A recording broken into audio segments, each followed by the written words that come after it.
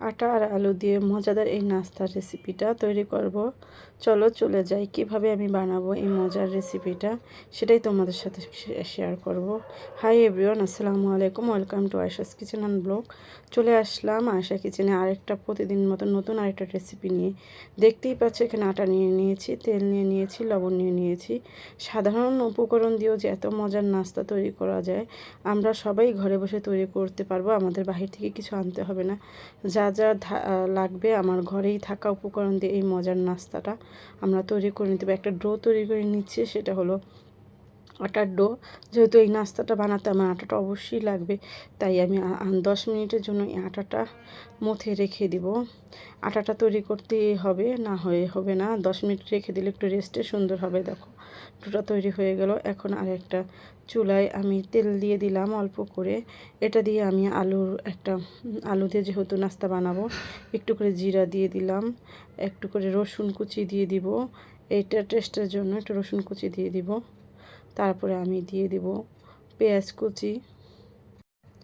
এখন দিয়ে দিব আমি কিছু পেঁয়াজ কুচি। হালকা টেলে আমি পেঁয়াজটা দিব একটু ঘেরানো আসার জন্য। আর একটু তেল দেবো, একদম অল্প তেলে। এখন হালকা করে পেঁয়াজটা একটু ব্রাউন কালার করে ভেজে নেব। আর একটু লবণ দিয়ে দিব পরিমাণ মতো, বেশি দিবে না, আন্দাজ মতন দিবে, যাতে লবণটা ঠিকভাবে পারফেক্টভাবে হয়। যাই হোক, পেঁয়াজটা এখন ব্রাউন কালার করে নিলাম। দেখো হালকা ব্রাউন কালার। একদম অল্প উপকরণ দিয়ে আমরা এই মজাদার নাস্তার রেসিপিটা তৈরি করে নিতে পারবো। একটু করে আদা চামচেরও কম হলুদ আর একটু মরিচের গুঁড়া দিয়ে দিলাম। যেহেতু আলাদা কোনো ঝাল দিব না, তার জন্য তোমরা চাইলে কাঁচা মরিচও দিতে পারো। এই যে মশলাটা আমার একটু হালকা একটু পানি দিয়ে কষিয়ে নিলাম।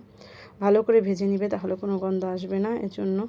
আর আমি আগে থেকে আলুটা সিদ্ধ করে ম্যাশ করে রেখে দিয়েছিলাম। কারণ যেহেতু এই নাস্তাটা বানাতে আমার একটু সময় লাগবে, তাও হাতে 10 মিনিট থাকলে আমরা যদি আলুটা সিদ্ধ করে রাখি, তাহলে আমরা এই নাস্তাটা তৈরি করে নিতে পারবো। এখন সুন্দর করে বাগার দিয়ে নিব। একটু লবণটা পরিমাণ মতন দিয়ে নিবে, তাহলে কিন্তু টেস্টটা বেড়ে যাবে। সুন্দর করে আমি নেড়ে চেড়ে আলু ভর্তাটা একদম ভাজা ভাজা করে নামিয়ে নিব। আমরা চাইলে এই নাস্তাটা অতিথি আপ্যায়নের জন্য করে নিতে পারবো। আর একটু জিরার গুঁড়া দিয়ে দিলাম।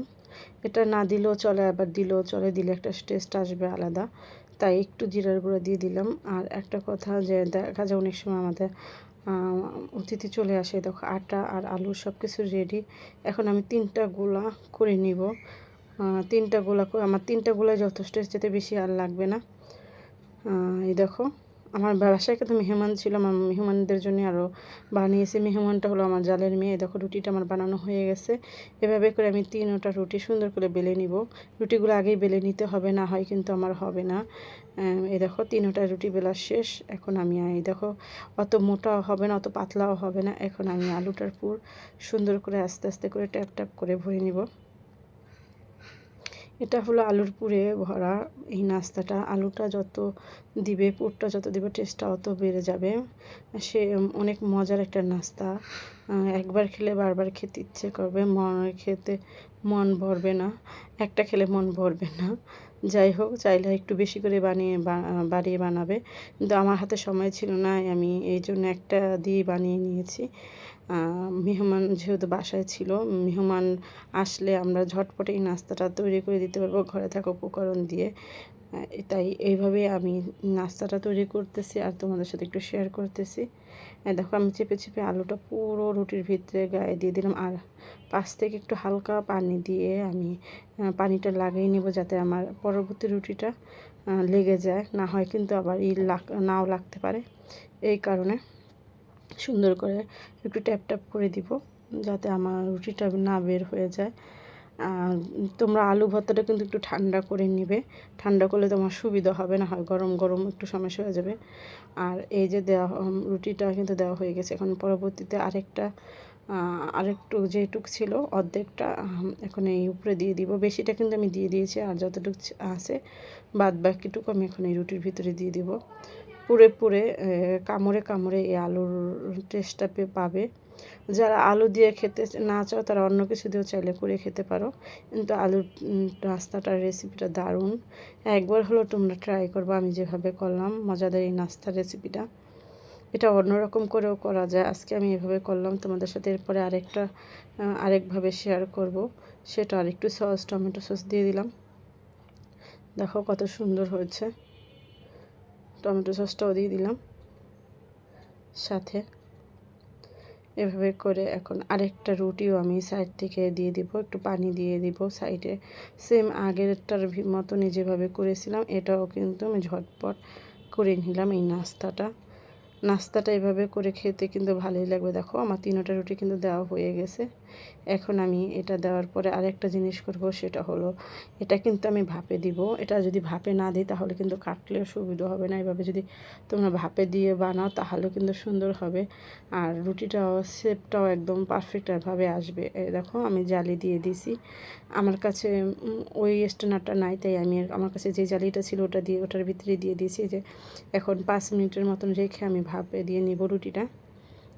ভাপে দেওয়া হয়ে গেছে, একটু ঢেকে রেখে দিব 5 মিনিটের জন্য, যাতে আমার পুরো রুটিটা সিদ্ধ হয়ে যায়। আর এখান থেকে আমি আরেকটা কাজ করে নেব, সেটা হলো একটা লিকুইড বেটার তৈরি করে নিব একটু লবণ দিয়ে। এই বেটারটা আমার লাগবে, একদম পারফেক্টভাবে একটা লিকুইড বেটার তৈরি করবে। অত ঘনও না অত পাতলাও না। দেখো আমি কিভাবে তৈরি করি। আস্তে আস্তে করে অল্প অল্প করে পানি দিয়ে আমি এই বেটারটা তৈরি করে নিব। দেখো সুন্দর করে একটা কনসিস্টেন্সি আনবো, যাতে আমার এই বেটারটা দিয়ে আমি একটা একটা ডো হয়, পাতলা ডো, যেটা আমার লাগবে। আমার ওই রুটিটা যেটা ভাপে দিয়েছি তার জন্য আমি আগে থাকতে রেডি করে নিলাম। রেডি করে নিলে সুবিধাটা হয় আমাদের, বারে বারে করতে দেখা যায় এক কাজ করতে করতে আরেকটা করে ফেলে আমাদের সুবিধা হয়। বেশি সময় কিন্তু আমার লাগেনি, একটা করছি আর একটা করে নিয়েছি। এই দেখো এখন নামিয়ে নিলাম আমার রুটিটা, যে রুটিটা আমি সিদ্ধতে দিয়ে দিয়েছিলাম। সুন্দর হয়ে গেছে আমার সিদ্ধ রুটিটা। এখন আমি টুকরা করে নেব। তোমরা চাকু দিয়েও কাটতে পারো, যদি তোমাদের কাছে এরকম পিজা কাটার থাকে তাহলে ওটা দিয়েও কেটে দিতে পারো সুন্দর করে। প্রথমে আমি মাঝখান থেকে টুকরা করে তারপর আবার আরও 4 টুকরা করব। তারপরে তোমরা যে যতটুকু চাইলে এরকম 4 টুকরা সাইজেও করে নিতে পারো, তোমরা চাইলে চিকন করে আরও ছোটো করে নিতে পারো।